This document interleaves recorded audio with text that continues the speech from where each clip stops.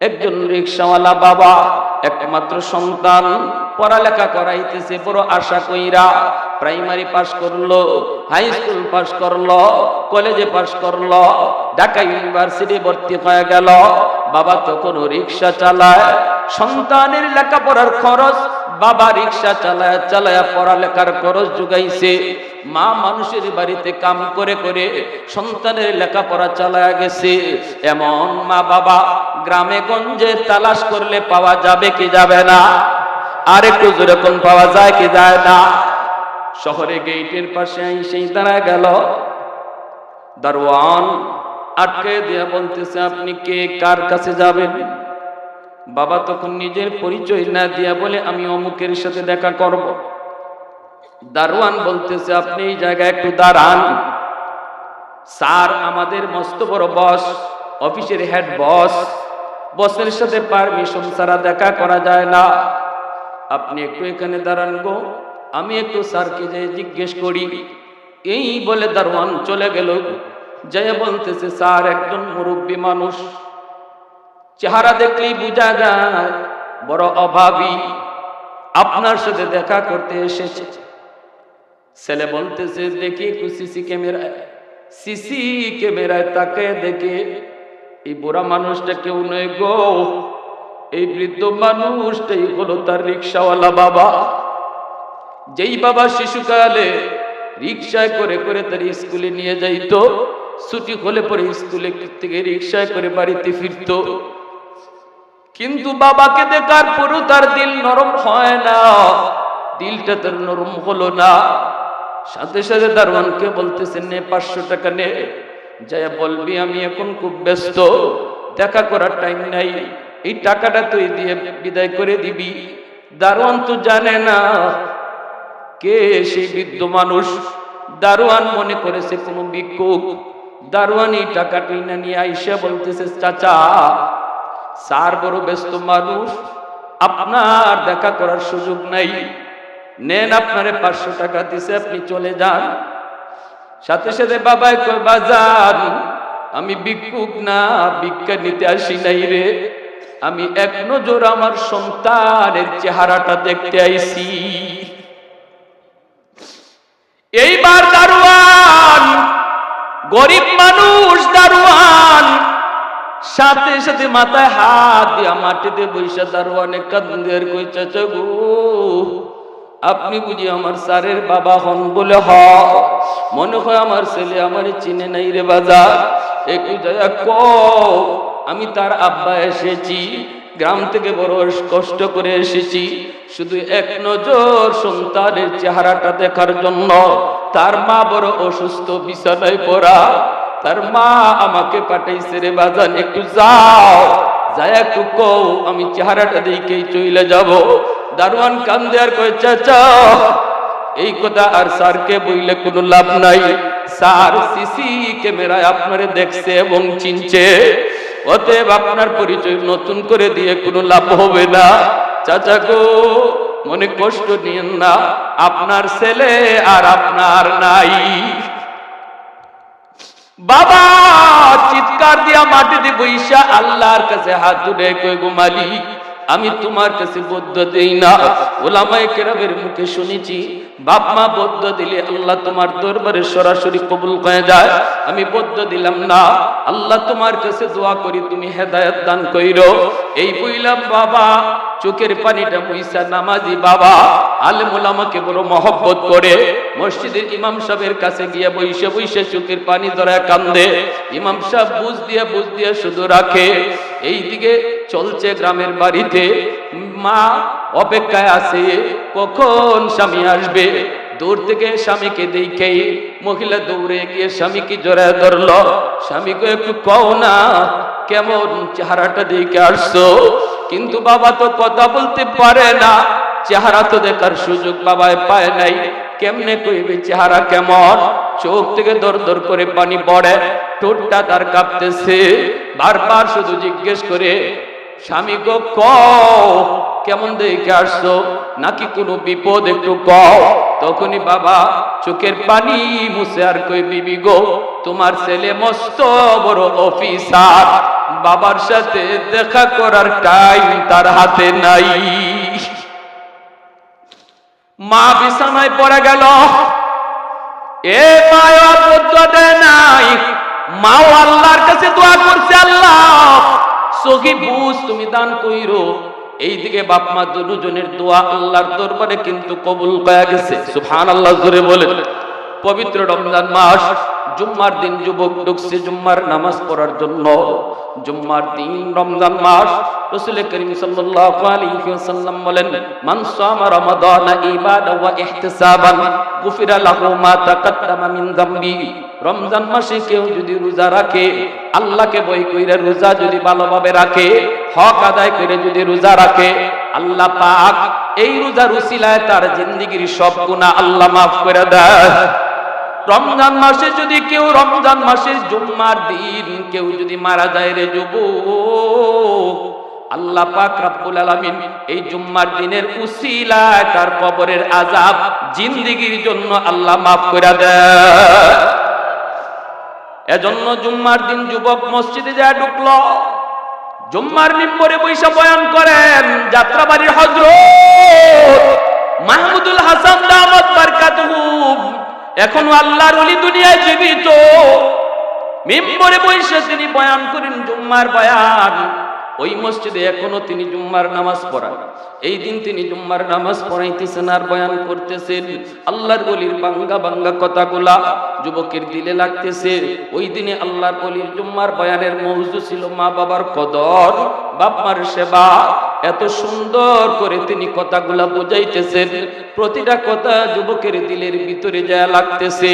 তিনি বইলা দিলেন, কেউ যদি বাপ মারে কষ্ট দেয়, মরণের সময় তার ঈমান সাথে যায় না, ঈমান মুখ দিয়ে কলিমা তার মুখ দিয়ে বের হয় না।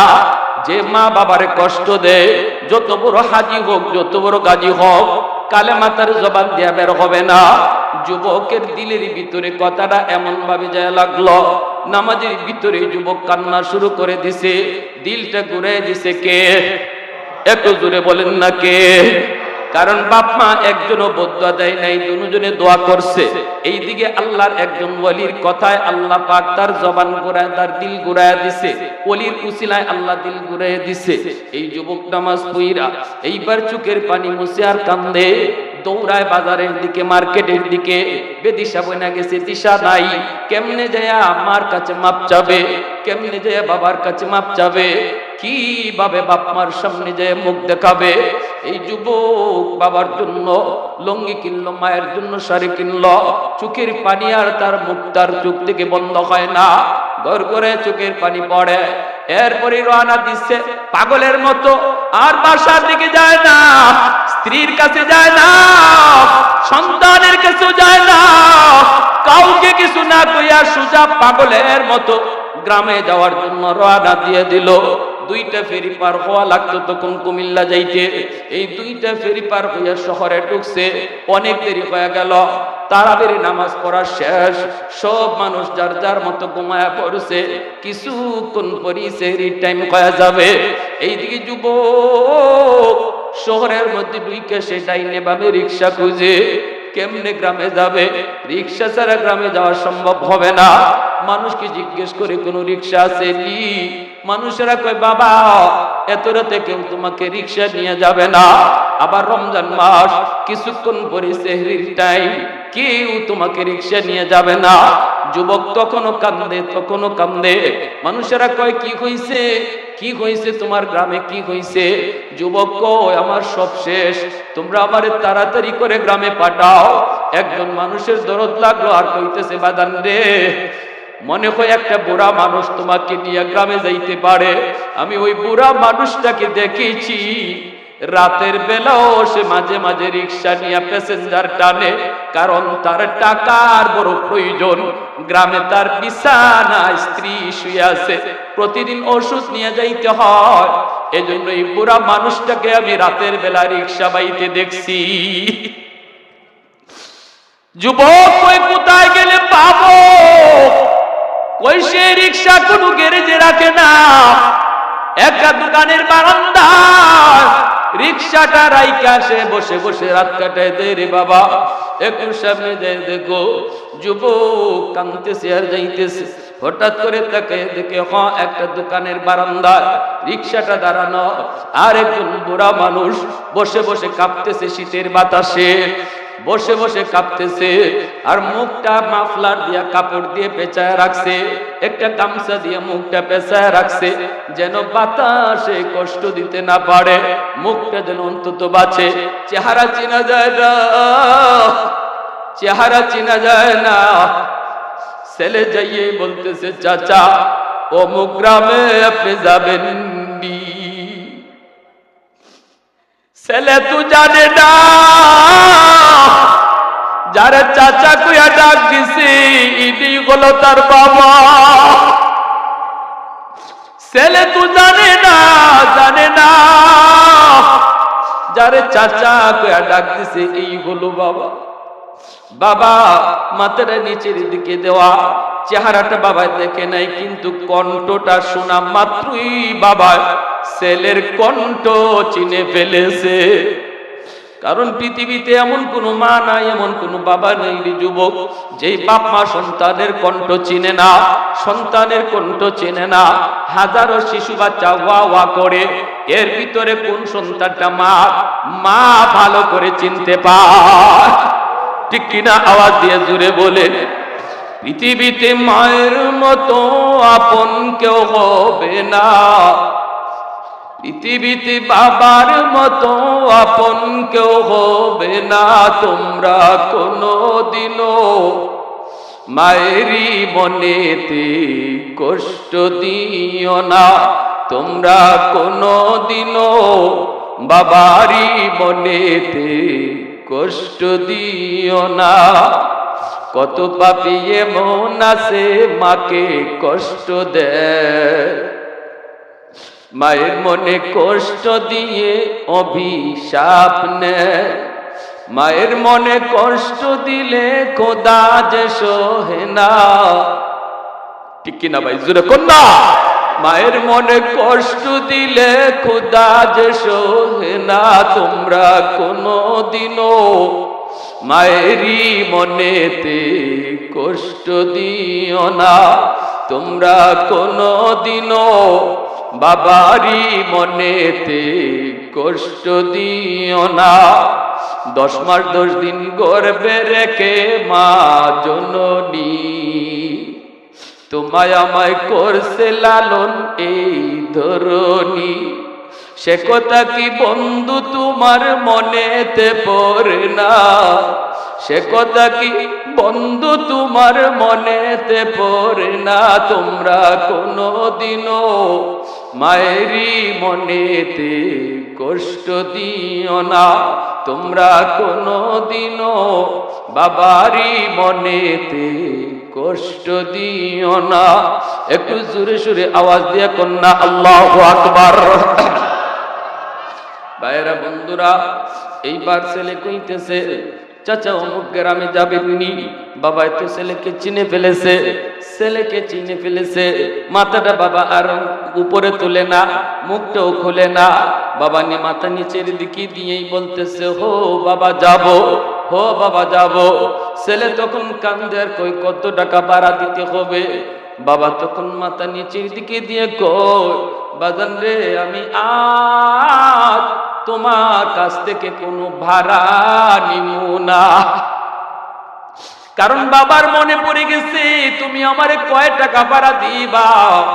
আমি বাবা তো সারা জীবন তোমাকে রিকশায় ঘুরাইছি, কোনদিন বাবা রিকশা ভাড়া নেই নাই, আজও বাবা রিকশা ভাড়া নিব না। ছেলে কইতেছে, না চাচা আমি আপনাকে ডাবল ভাড়া দিব। বাবা কই ঠিক আছে তুমি রিকশায় ওঠো। এই বইলা ছেলেকে রিকশায় তুইলা বাবা রিকশা নিয়ে টানতেছে, রিকশা নিয়ে টানতেছে। পিছনে বাবা খেয়াল করলো ছেলে কান্দে। বাবা জিজ্ঞেস করতেছে, বাদান রে এই গ্রামে তুমি কেন যাবা? ওই গ্রামটা হলো আমার নিজের গ্রাম। তখনই বাবা কই কি কও, তোমাকে ওই গ্রামে তো কোনোদিন দেখি নাই, তুমি কি তোমাকে কোনোদিন তো দেখি নাই। কয় হ আমি দীর্ঘদিন যাবত আসি নাই, আমার মা আমার বাবা এই গ্রামে থাকেন। আমি মাকে বড় কষ্ট দিয়েছি, আমি বাবারে বড় কষ্ট দিয়েছি, আমি মাফ চাইতে যাইতেছি, চাচা একটু দ্রুত টানেন। আমি এতদিন পর্যন্ত ভুলের জগতে ছি, আল্লাহর একজন ওলির কথায় আল্লাহ আমার দিল পরিবর্তন করে দিছে। সাথে সাথে বাবা রিকশা থামাইয়া আকাশের দিকে মুখ উঠায় কই, মালিক তোমার দরবারে শুকরিয়া, তুমি বুঝি আমাদের দোয়া কবুল করছো। ছেলে তখন কই, চাচা দেরি কইরেন না। তখনই বাবা মুখের গামছাটা সরাইতেছে আর কাঁদতেছে, বাদান রে, ওই দিন তোমার গেটের পাশে যে বুড়া মানুষটা দাঁড়াইছিল রে বাজার, একটু দেখো তো এই রিক্সাওয়ালারে চিনোনি। সাথে সাথে ছেলে লাফ দিয়ে গিয়ে বাবার পা জড়ায় দিয়ে কান্না শুরু করছে। সাথে সাথে বাবা টান দিয়ে বুকে উঠে কপালে চুমা খায়। মনের কষ্ট বাবা ভুলে গেছে। বাড়িতে যায় আম্মা কয়ে ডাক দিছে, মা সাথে সাথে সুস্থ। এজন্যই পৃথিবীতে বাপ মারে খুশি করা সবচেয়ে সহজ কাজ রে যুবক। যত কষ্টই তুমি দিয়া থাকো না কেন, আজ রাত যদি মার পা ধইরা তুমি মাপ চাইতে পারো, পাওটা ধরতে দেরি, মায় মাফ করতে দেরি হবে না। বাবার কাছে যে আমার মাপ চাইতে দেরি, কবুল করতে আল্লাহ দেরি হবে না। আজকের মাহফিলে আসা তোমার জন্য সার্থক, মাহফিলে বসা তোমার জন্য সার্থক। রাসূল কয়, যেই রাত্রে যুবক মাকে খুশি করে ঘুমায়, বাবাকে খুশি করে ঘুমায়, ওই ছেলের জন্য সকাল হতেই জান্নাতের দুইটা দরজা আল্লাহ খুলে দেয়। عن ابي هريره رضي الله تعالى عنه قال من اصبح مطيعا لله في والديه اصبح له بابان مفتوحان من الجنه। যদি আজকে রাতে যায় কোন সন্তান তার মাকে তার বাবাকে একটু খুশি করে, একটু আনন্দ দিয়া, একটু হাসাইয়া, একটু মজা কইরা, বাপ মার কাছে বইসা একটু মন সুখ দুঃখের কথা কইয়া কোন সন্তান রাতে ঘুমায়, আর মার দিলটা সন্তানের উপর খুশি থাকে, বাবার দিলটা খুশি থাকে, আমার রাসূল বলেন এই সন্তানের সকাল হওয়া মাত্রই তার জন্য জান্নাতের দুইটা দরজা আল্লাহ খুলে দেয়। আর কোন সন্তান যদি রাতের বেলা বাপ মার কলিজায় ব্যথা দিয়া ঘুমায়, ওমান আসবাহা আসিয়ান লিল্লাহি ফি ওয়ালিদাইহি আসবাহা লাহু বাবান মাফতুহান মিনান নার। যদি তুমি এই রাতে মার কলিজায় ব্যথা দিয়া ঘুমাও, তুমি জানো মার কলিজায় ব্যথা, এরপরে তুমি মাফ চাও নাই, এরপরে তুমি মাফ চাও নাই, বাবার কলিজায় ব্যথা, তারপরে তুমি মাফ চাও নাই, রাসূল কয় সকাল হতেই তোমার জন্য জাহান্নামের দুইটা দরজা আল্লাহ খুলে দিবে। যদি বাপ মারে খুশি না করে ঘুমাও, কলিজায় ব্যথা দিয়া ঘুমাও। আজ রাত আমরা আমাদের আব্বা আম্মার খুশি করে ঘুমাবো কোন ভাবে, কিভাবে? আমি একটা কৌশল শুধু কইয়া শেষ দিচ্ছি বয়ান। যদি পারি আজকে বাবার মশারিটা আমি নিজে টানায়া দিব, যদি পারি মার মশারিটা নিজে টানায়া দিব, বিছানাটা নিজে কইরা দিব। যদি দেখি আমার আম্মা ঘুমায়া গেছে, আমার আব্বা ঘুমায়া গেছে, এমন কোন যুবক আছো মাথা বাবার পায়ের তালুর মধ্যে একটু তেল লাগাই দিবা, মার মাথার তালুর মধ্যে একটু তেল লাগাই দিবা। এতটুকু কাজ তুমি আজকে কইরা দেখো। তুমি সারা কোনোদিন এমন কাজ করো নাই, আজকে যায় করলা, দিলটা আমার খুশি হয়ে যাবে মুহূর্তের ভিতরে। আমার রাসূল কয় রাদার রাব্বি ফি রাদাল ওয়ালিদাইন। তুমি মারে খুশি করো নাই, আরশের মালিককে খুশি করে নিছো।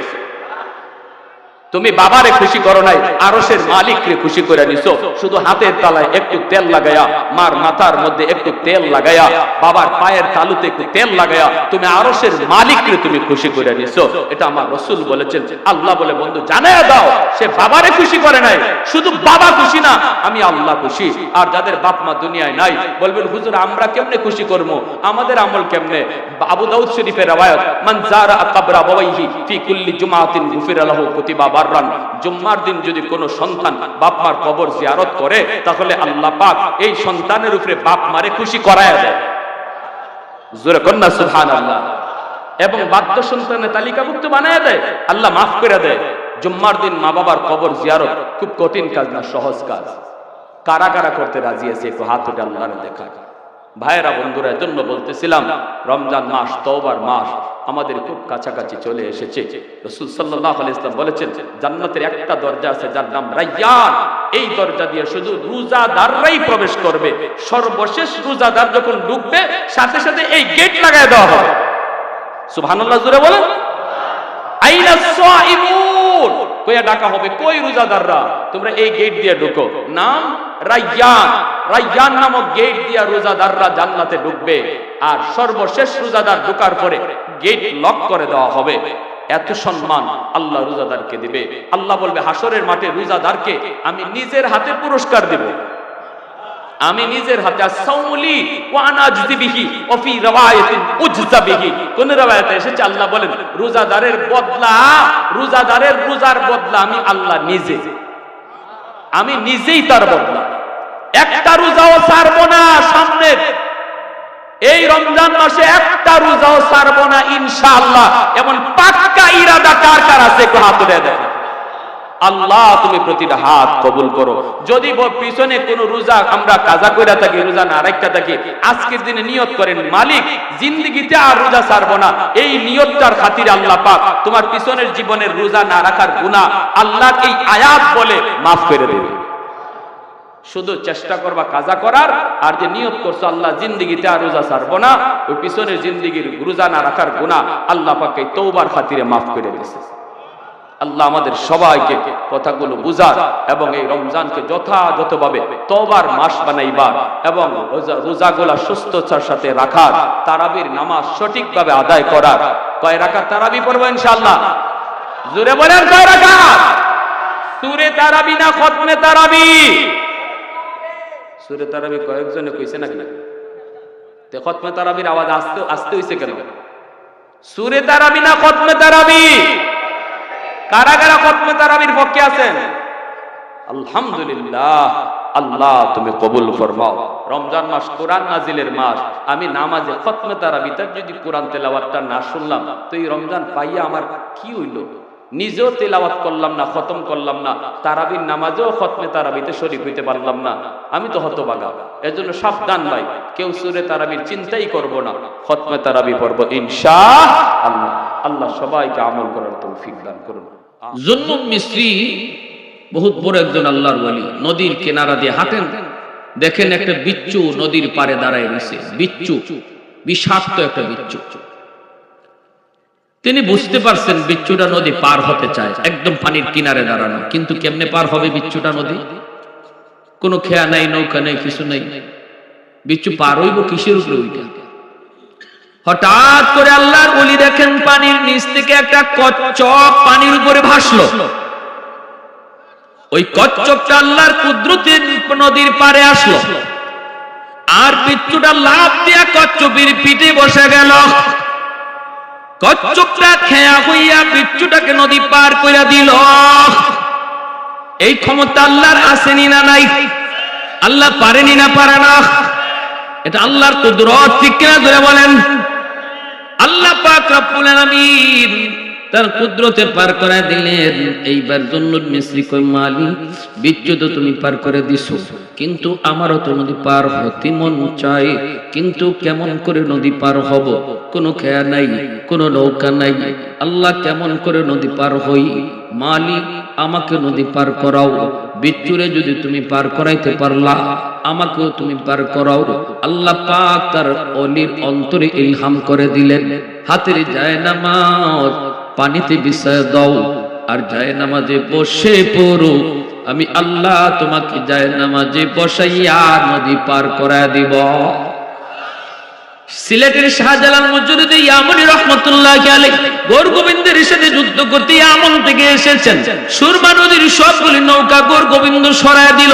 এরপরে আল্লাহর ওলি সঙ্গী সাথে নিয়ে তিনি নদী পার হয়েছেন। নৌকায় না যায় নামাজে? জোরে কোন নৌকায় না যায় নামাজে? জানেননি আপনারা? নৌকা সরায় দিল, যায় নামাজে বৈশা শাহজালাল মুজাদ্দিদ ইয়ামানি নদী পার হইছেন। তাহলে এটা কে করাইছে? জোরে বলেন কে করাইছে? আল্লাহ যদি করাইতে পারে, মানুষ যা পারে না পারে কে? এর নামই তো হল আল্লাহর কুদরত। ওলিদের দ্বারা যদি হয় কারামত, নবীদের দ্বারা যদি হয় মুজিজা, করায় কে? তাহলে এটা অস্বীকার করার, গাঞ্জাখুরি কথা খাওয়ার সুযোগ করি। তুমি যদি কও যে এটা খালি কিচ্ছা, হুজুররা খালি এই কিচ্ছা, কি আজগবি কিচ্ছা লই আইছে, এটা কেমনে সম্ভব? আরে সম্ভব তো তখনই যদি আল্লাহ করায়। আল্লাহ অসম্ভবের সম্ভব করতে পারে, এই ইয়াকিন যদি তোমার না থাকে তাহলে তো তোমার ঈমানই নাই, ঠিক কিনা জোরে কও? ঈমানই তো নাই। যদি এটা বিশ্বাস না করো আল্লাহ কোরআনের ভিতরে ওলি আল্লাহদের কারামতের কথা বলছেন। সুলাইমান আলাইহিস সালামের জমানা, তিনি সুলাইমান আলাইহিস সালাম বলছেন রানী বিলকিস রওনা দিয়ে দিছে, এখন বিলকিস রানী আমার কাছে আসার আগে আগে তার 7টা গেটের ভিতরে তালাবদ্ধ দেওয়া সিংহাসন আমার কাছে কে আনতে পারবা? তখন দেখা যায় এক জিন কইল আমি পারবো। সুলাইমান আলাইহিস সালাম বললেন আরো তাড়াতাড়ি কে পারবা? তখন একজন মানুষ যিনি আল্লাহর ওলি ছিল, যার ইসমে আজমের ক্ষমতা ছিল, মুস্তাজাবুদ দাওয়া ছিল, তিনি কই আমি আরো তাড়াতাড়ি আনতে পারবো। সুলাইমান আলাইহিস সালাম কয় দেখো বিলকিস রানী কিন্তু রওনা দিয়ে দিছে, রাস্তায় আছে, কিছুক্ষণ পরে আমার কাছে পৌঁছবো, অথচ সিংহাসন এখনো রয়ে গেছে তার সেই সানায়, সেখান থেকে তোমরা আনবা, তুমি আনবা, কত তাড়াতাড়ি আনতে পারবা বলো? কয় আপনি চোখ বুঝবেন আর চোখ খুলবেন, দেখবেন সিংহাসন হাজির। কি ভাই, মাটির নিচ দিয়া বিলকিস রানী আসার আগেই তার সিংহাসন সুলাইমান নবীর সামনে হাজির। এখন অস্বীকার করো, এটা তো কোরআনে আয়াত। কও বলে এটা কিচ্ছা, এটা সত্য না, বলো বলো, বললে ঈমান থাকবে তো? আল্লাহর কোরআন। অতএব এই ধরনের কথা যারা বলে সাবধান, সাবধান, সতর্ক থাকা উচিত তাদের কাছ থেকে। আমরা বলি না কোন ওলি তার নিজের যোগ্যতায় অসম্ভবকে সম্ভব করে, আমরা বলি ওলির দ্বারা যা অসম্ভব সম্ভব হয় করায় কে? তাহলে এখানে তোমার ব্রেন হ্যাং মারবেই তো। আল্লাহর ক্ষমতায় যদি তোমার বুঝবার মতো জ্ঞান থাকতো তাহলে তো তুমি হইতা। আল্লাহ পাক তো তোমার এতটুকু জ্ঞান দেয় নাই যাতে আল্লাহর কুদরত তুমি বুঝতে পারো। এখানে হ্যাং মারবে ব্রেন। এখানে যদি বেশি বাড়াবাড়ি করো তাহলে নাস্তিকের মতো কিছুদিন পরে বলবা দেয়ার ইজ নো গড, আল্লাহ বলতে কিছু, নাস্তিক হয়ে যায়। যে বলে আমার যুক্তিতে ধরে না, যুক্তিতে ধরে না। আল্লাহ যদি আসেন তো কই আছেন? আল্লাহরে বানাইলো কে? আল্লাহর বাপকে? এই প্রশ্নগুলা কইরেই তো নাস্তিক হয়েছে, ঠিক না? এই প্রশ্নগুলা কইরেই নাস্তিকরা নাস্তিক হয়েছে। এজন্য সতর্ক আমার ভাই। জুন্নুন মিসরি রাহমাতুল্লাহ আলাইহি কারামাতুল আউলিয়া হাক্কুন, এটা আহলে সুন্নাহ ওয়াল জামাতের আকীদা। আমাদের প্রত্যেকের এই ব্যাপারে বিশ্বাস আছে, ওলি আল্লাহদের কারামতের হক। এটা করায় কে? আল্লাহ। নবীদের মুজিজা হক, নবীদের মুজিজা ও নবীদের ক্ষমতা না, এটাও কোরআন কে? আল্লাহ। এখন ইনি আল্লাহ পাক কয় হাতের জায়নামাজ নদীতে বিছায় দাও। জুন্নুন মিসরি হাতের জায়নামাজ তিনি নদীতে বিছায় দিলেন। জায়নামাজে বৈশা তিনি নদী পার হয়ে গেলেন। এইবার আল্লাহর ওলি বিচ্ছুর পিছনে পিছনে দৌড়তেছেন। বিচ্ছুটা কোন দিকে যায় একটু দেখতে মন চায়, কোন দিকে যায় দেখতে একটু মন চায়। হঠাৎ করে আল্লাহর ওলি দেখেন হাওরের মাঝখানে একটা গাছ, গাছের নিচে একটা যুবক মনের আনন্দে ঘুমাইতেছে। এই যুবকের দিকে বিচ্ছুটা দ্রুত বেগে যাইতেছে। আল্লাহর ওলি জুন্নুন মিসরি ইনিও বিচ্ছুর পিছনে পিছনে আসতেছেন। কাছে আইসেই দেখেন ওই যুবক, যেই যুবক মনের আনন্দে ঘুমায়, তার চতুর্দিকে তার এই গরু ছাগলগুলি, ওই যে দুম্বা ভেড়াগুলি চতুর্পাশে, মাথার পাশে বিশাল এক সাপ ফনা ধরে আছে। ফনা যে কোনো মুহূর্তে যুবককে দংশন করবে। ওই অবস্থায় বিচ্ছুটা যাই লাফ দিয়া সাপের মাথায় বসলো, বৈশেই সাপরে কামড় দিল। মুহূর্তের ভিতরে সাপটা জায়গায় মারা গেল। এইবার আল্লাহর ওলি যুবককে ঘুম থেকে উঠাইলেন। যুবক, এ যুবককে উঠো, মাথার পাশে কি ঘটে গেল যুবক একটু দেখো রে। যুবক তাকে দেখে অসম্ভব আল্লাহ পাক সম্ভব করে দিয়েছে। যুবক চোখ দিয়ে পানি ধরা, আল্লাহর ওলি গো কেমনে কি হলো? জুন্নুন মিসরি কই বাবারি সাপে তোমারে কামড় দেওয়ার কথা, ওই অবস্থায় আল্লাহ নদীর ওই পার থেকে বিচ্ছু পাঠাইছি তোমাকে বাঁচানোর জন্য। সাপরে বিচ্ছুটা কামড় দিয়ে মেরে ফেললো। ও যুবক বলো না, যৌবনে তুমি কেমন করে আল্লাহরে এত খুশি করলা? যৌবনে তুমি কেমন করে আল্লাহর ওলি হইলা? কি তোমার নেকামল একটু বলো। এতটা মায়া আল্লাহ তোমারে কেমনে করলো? যুবক চোখের পানি মুছে আর কান্দে আর আল্লাহর ওলি গো আমি হলাম একজন রাখাল, মানুষের উটরা খালি করি, দুম্বারা খালি করি। আমি হাওরে জঙ্গলে বন্দরে সর্বত্র দিন কাটায় দেই। মানুষের আমানত আমার কাছে থাকে, সন্ধ্যাবেলা আমানত ফিরে দেই। কিন্তু আমার যা মনে পড়ে, আমি জঙ্গলে থাকি আর বন্দরে থাকি, যেখানেই থাকি না কেন, যখনই আজানের আওয়াজ আমার কানে আসে, সাথে সাথে জঙ্গলে থাকলে জঙ্গলেই নামাজে দাঁড়ায় যায়, হাওরে থাকলে হাওরেই নামাজে দাঁড়াই। আমার দুনিয়ার কাজ আগে না, নামাজ আমার কাছে আগে। আল্লাহু আকবার। দুনিয়ার কাম আমার কাছে বড় নয়, নামাজ আমার কাছে বড়, আমার কাছে বড়। আর আমি যদ্দূর দেখলাম, আমি ঘর থেকে যখন বের হয়েছি, আল্লাহর কাছে দোয়া করে বের হয়েছি, বিসমিল্লাহ তাওয়াক্কালতু আলাল্লাহ, লা হাওলা ওয়ালা কুওয়াতা ইল্লা বিল্লাহিল আলিয়্যিল আযীম। ঘর থেকে বের হও যুবক, এই দোয়াটা পরে বের হও। আল্লাহ তোমার হাওলা, তোমার উপর ভরসা করে আমি বের হলাম। আল্লাহ পাক রব্বুল আলামিন কয়, বান্দা তুমি যখন আমার উপরে 100 ভরসা করো, আমি আল্লাহ তোমার সাথে 100 লেনদেন করি। আমাদের ভরসাই তো কম, ঠিক না? ভরসাই 100 আল্লাহর উপরে করতে পারি না, যার কারণে আমাদের সাথে আল্লাহ লেনদেনও কম পায়। ঘুমানোর আগে বলেছি, মালিক আমি ঘুমাইবো এখানে, আমি বড় ক্লান্ত পরিশ্রান্ত, কিন্তু কেমনে ঘুমাই?